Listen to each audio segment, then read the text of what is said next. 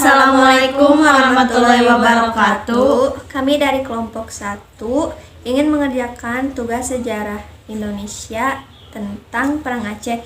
Nah, perkenalkan, nama saya Dina Mardiana. Saya Alika Rahmawati. Nama saya Julia. Perang Aceh melawan Belanda adalah pertempuran yang muncul di ujung utara Sumatera sejak tahun 1873 sampai penyerahan pihak Kesultanan Aceh kepada Belanda pada tahun 1904. Perang ini dimulai dengan pernyataan perang yang dikeluarkan oleh Belanda kepada Aceh pada 26 Maret 1873. Pertempuran ini dimaksudkan untuk menegaskan kekuasaan Belanda di Nusantara. Mengingat pada akhir abad ke-19, Aceh dan Bali adalah wilayah yang sulit ditaklukkan oleh Belanda.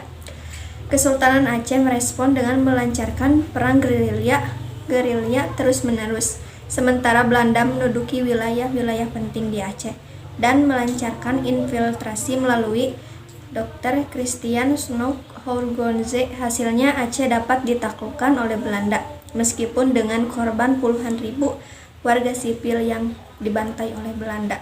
Nah, sekarang latar belakang dari Perang Aceh adalah memasuki abad ke-19, Aceh masih berdiri sebagai negara independen yang kuat. Wilayah Sumatera, Semenanjung, dan Selat Malaka kini menjadi jalur perdagangan penting setelah terusan Suez dibuka. Sehingga kepentingan Belanda di atas Aceh dan penguasa jalur perdagangan menjadi penting untuk segera diselesaikan.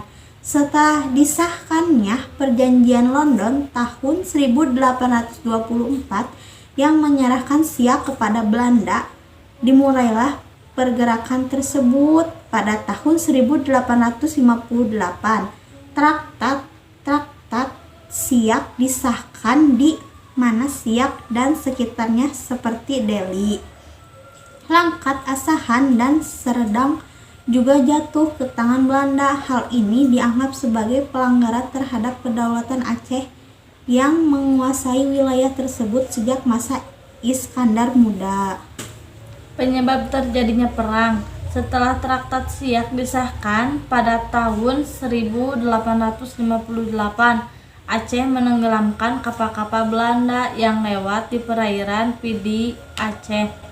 Hubungan antara Aceh dan Belanda terus memanas ketika pada tahun 1871 Aceh membuka hubungan dengan Amerika Serikat, Italia, dan Turki, sehingga mendapatkan dukungan di dunia internasional sebagai negara independen.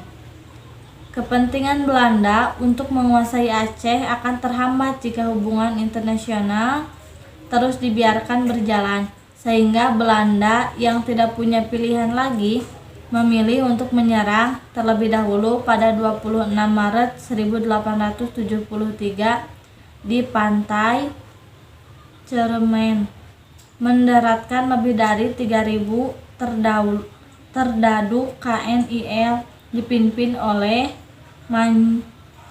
Maijen J.H. Holland. Nah, di sini ada tokoh-tokoh Perang Aceh. Yang pertama adalah Panglima Polim. Memiliki nama asli Teuku Muhammad Daud, merupakan keturunan bangsawan yang juga berperan sebagai Panglima Perang Aceh.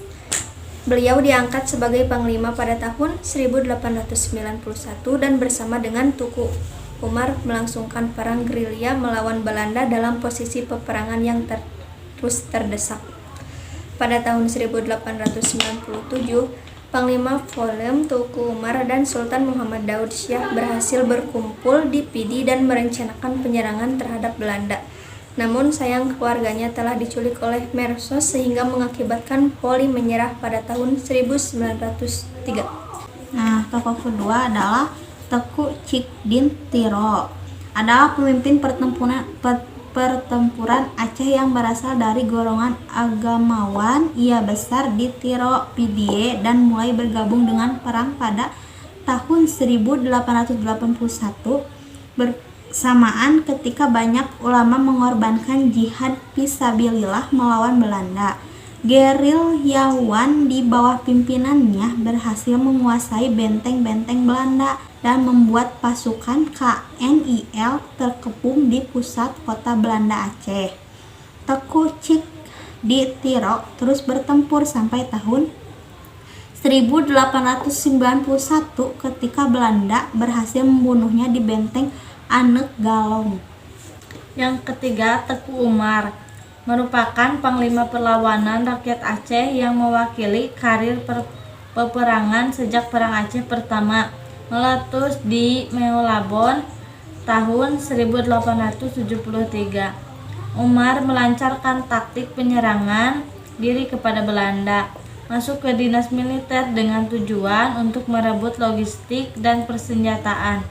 Selama 2 tahun mengabdi kepada Belanda, ia berhasil mengumpulkan ratusan serdadu, puluhan panglima, dan banyak senjata yang digunakan untuk melawan Belanda.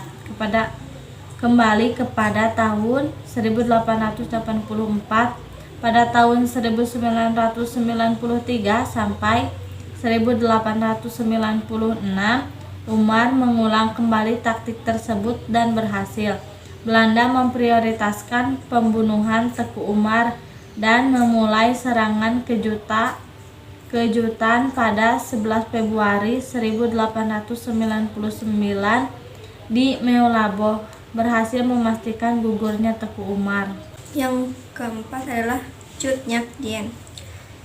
Cut Nyak Dien adalah istri dari Teku Umar yang dinikahinya pada tahun 1880.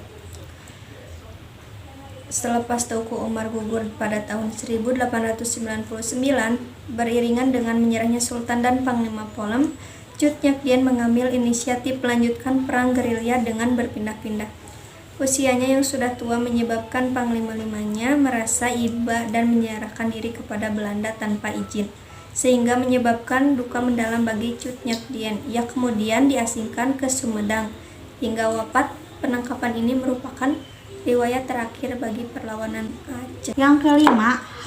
Kohler merupakan serdadu Belanda yang mengawali karirnya di Hindia Belanda sebagai sersan, dan dalam waktu singkat naik pangkat menjadi mayor jenderal dan ditugaskan menjadi pemimpin Penyerbuan Aceh pada tahun 1873. Ia merupakan jenderal pertama yang terjun dalam Perang Aceh dan langsung tewas pada pertempuran yang sama, menyebabkan Belanda perlu memutar siasat kembali untuk menaklukkan Aceh. Ia digantikan oleh Jenderal Van Swieten dan tewasnya Kohler menjadi peringatan besar dalam perlawanan Aceh melawan pendudukan. Yang keenam, Panhaus merupakan gubernur sipil dan militer Aceh tahun 1898 sampai 1904. Ia memiliki pencapaian terbesar dalam menaklukkan Aceh pada tahun-tahun tersebut. Ia mengirimkan Hock Hurgronje untuk mempelajari kehidupan dan taktik pertempuran Aceh dan mengadopsinya dan pertempuran selanjutnya. Pada tahun-tahun tersebut, ia berhasil membuat Sultan dan Panglima Polem menyerah, menewaskan Teku Umar, dan terus menekan pasukan Aceh yang dipimpin oleh Cut Nyak Dien. Ia diangkat menjadi gubernur jenderal pada tahun 1904 sampai 1909 atas jasanya tersebut. Kronologi Perang Aceh periode pertama terjadi pada tahun 1873 sampai 1874. Berlanjut ke Perang Aceh periode kedua pada tahun 1874 sampai 1880. Perang Aceh periode ketiga pada tahun 1881 sampai 1896. Dan Perang Aceh periode keempat terjadi pada tahun 1896 sampai 1910.